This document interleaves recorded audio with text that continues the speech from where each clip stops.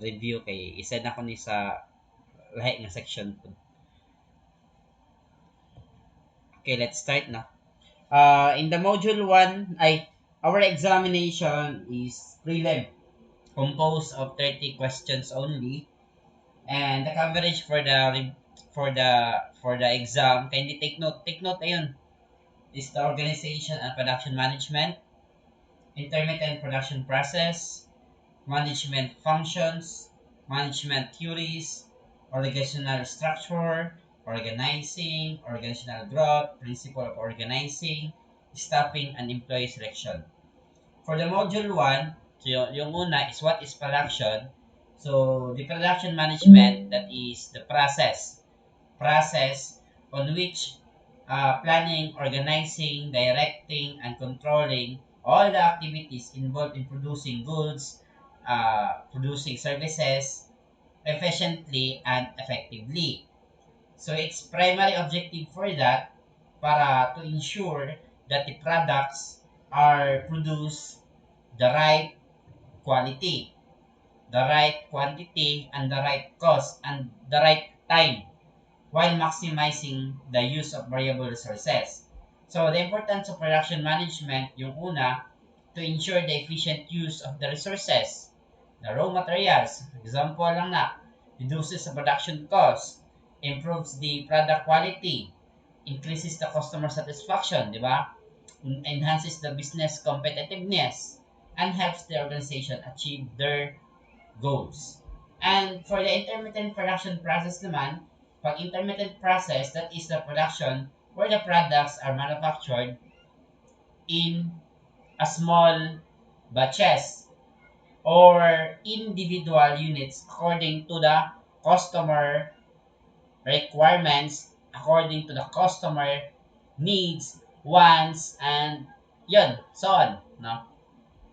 So unlike the that the intermittent production is very flexible and can easily adapt to changing customer demands. And the characteristic for the intermittent produces the customized products, customization, no, small production runs, flexible ang kanyang scheduling, frequent machine adjustment, and variable production volume, and high customer satisfaction or improvement. Okay, so yun, advantages lang niya, no, for the intermittent is maging flexible ang production, maging high customer satisfaction, customize ang kaniyang product, and can easily respond to changing market demands. For the disadvantages, pag intermittent, higher ang production cost, kaya naman, because merong mga add-on, di ba? Merong mga customization, higher ang kanyang cost kasi maglaan ka ng oras, di ba? Instead, mass production, maging small batches na lang kasi yun, nakafocus ka dun sa ipang-kick out ko ning wala nag-on camera ba ganun testingan mo ko ninyo. Ganun gamay ra man ang kwan. Wa ko nang hitag estudyante nga labad. Ako gipangita diri estudyante nga butan. Naraman ba? Sa mo diri ghost student. Kaya manghimo tag ghost nga eskwelahan. Sa man, manghimo tag ghost eskwelahan kay manghimo tag dito mo eskwela. Ghost na eskwelahan. Ama ito kay gipang ghost lab man mo. Oh, sorry. Ay, sorry. Sige. Anong on mo mong camera no in order to to to know ba nga naa mo dira, no? At least nagyaw-yaw ko diri nga makita mo, no? Dili siya physically but in online appearance. Okay. Pag continuous production, it means that is the large volume production, the mass production, that is the standardized products, less ang kanyang flexible, no? Ay maglaan kasi mass production, no? So, lower production cost, no? For example, Coca-Cola. So, the same lang ang ingredients ng mga sa Coca-Cola, sa Pepsi, 'di ba? Walang flavor na like Coke. nga strawberry ang flavor. Wa man, no? Oh. Tanduay. Di ba? Tanduay. No, I tend to tanduay select or tanduay, right? Tanduay ram. Di ba? So, yun. And that is the example of continuous production. Okay. The management function, una natin na i-discuss is yung planning. So, planning, one of the key importance, no? Or the key component, because the planning means deciding what should be done, what should be done, when, how, and by whom. No? And planning answers the questions. What is our goals? Mama dyan na. Now, if you are the new manager, your question is, what is your goal?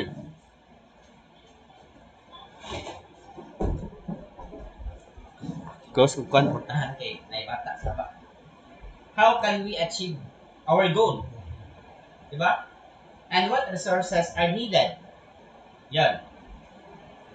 So, for organizing, that is arranging, no? Arranging the task, arranging the people, di ba?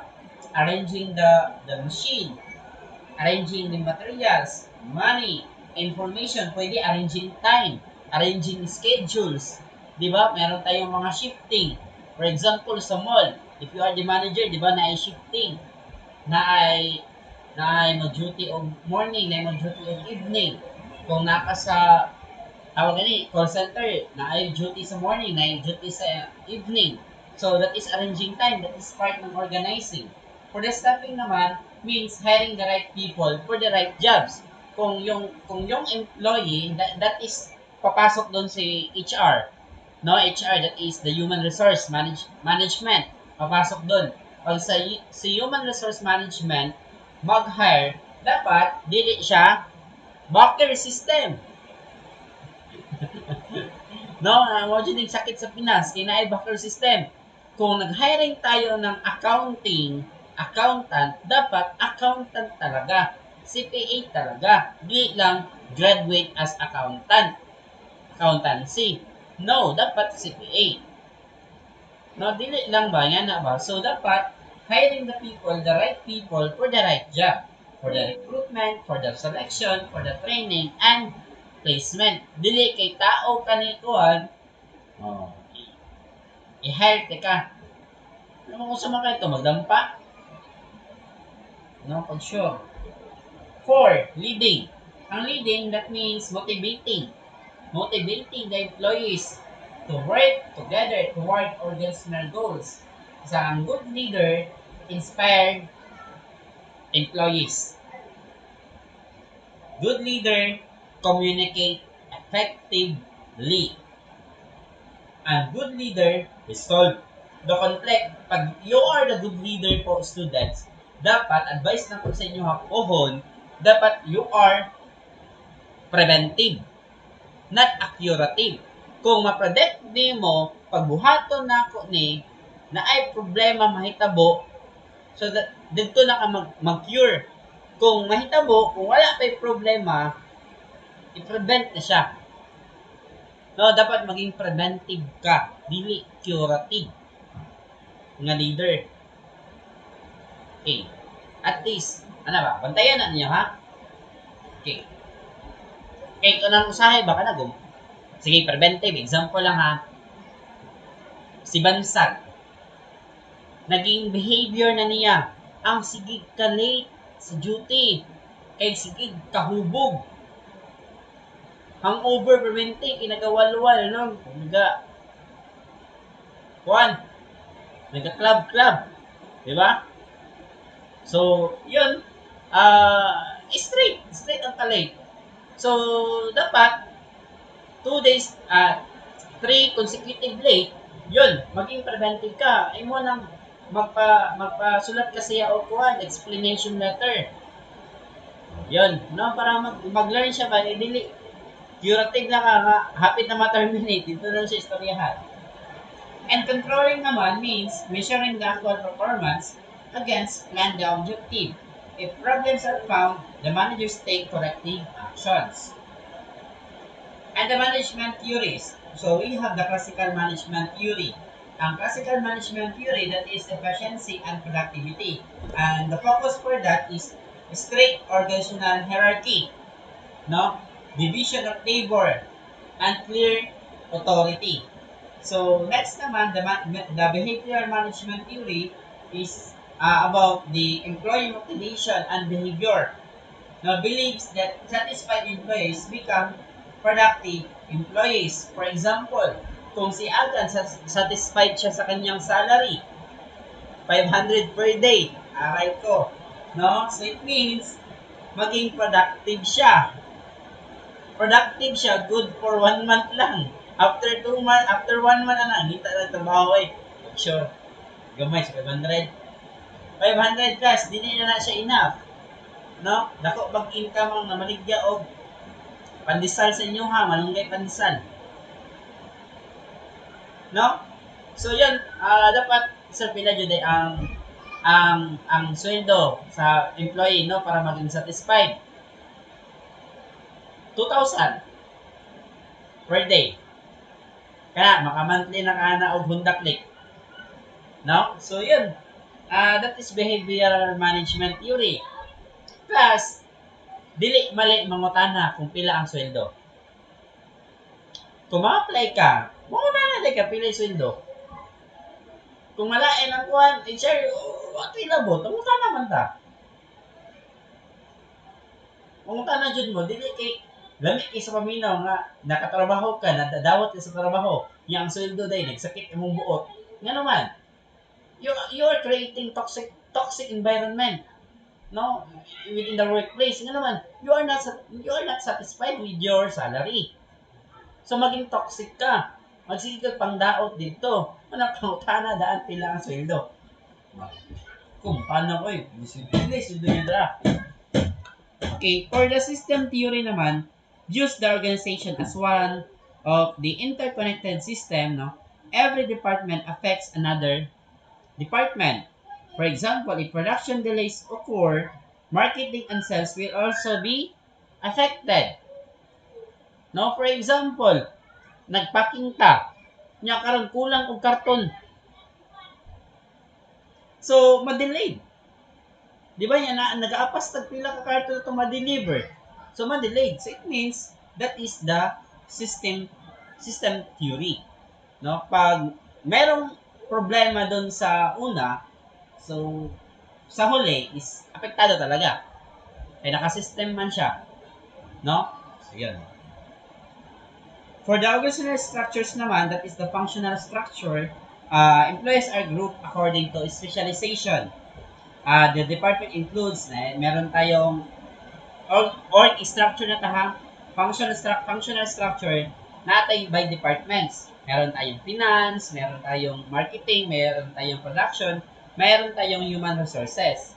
And the advantages for that is high ang specialization and efficient ang operation. Nga naman, na may departmentation. And of course, functional siya.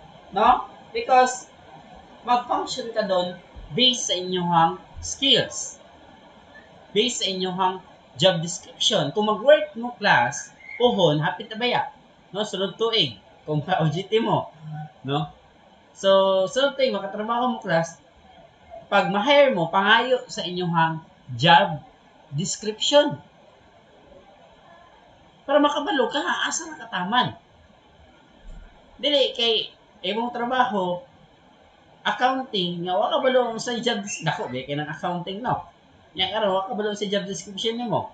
So, pangayo job description. And divisional structure naman, that is the departments are grouped according to products, according to customer, geographic area. So, the advantages for the divisional is better customer focus. And the disadvantages is duplication of the resources. Ano naman? Division. Every division na pud kay lahi pud nga mga department. So, duplication of the resources. Pag matrix structure, yon employees report to functional manager, meron pong project manager, and the advantages better coordination, flexible. Pero confusing ang reporting relationship. Kaya nga naman daghan kag boss sa reporting kung si Raven, siya ang ato ang project manager niya. Si Erich po ang ato ang functional manager niya. Mo-report ka silang duha. May kahago ba na?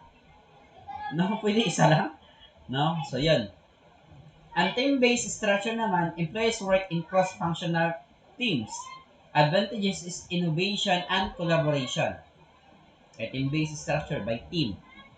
No? Collaboration ang ginawa. Focus. And for the networking structure is the company outsources non-core activities to outside organization. For example, delivery services, payroll processing, customer support. Advantage niya is very low ang operating cost and greater flexibility. Okay. Tugsun, lagi no? Span of control. Papyo lang ni. Span of control is the number of employees directly supervised by one manager. No? And datay duha ni. Katong narrow o wide. No? Pag narrow, fewer ang employees. Okay, gamay raman yung bantayan. Ay mo hang gina-supervise. Pag wide span, many employees.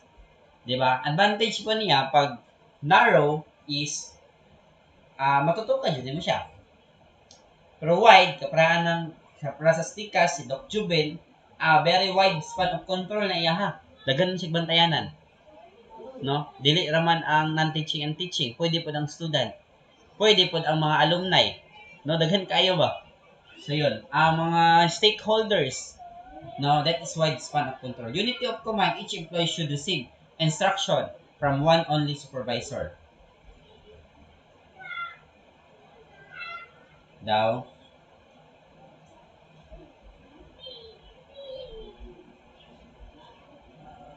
Magkato lang? No? Kay mataas na akong discussion. So, yun. Gawin na ako.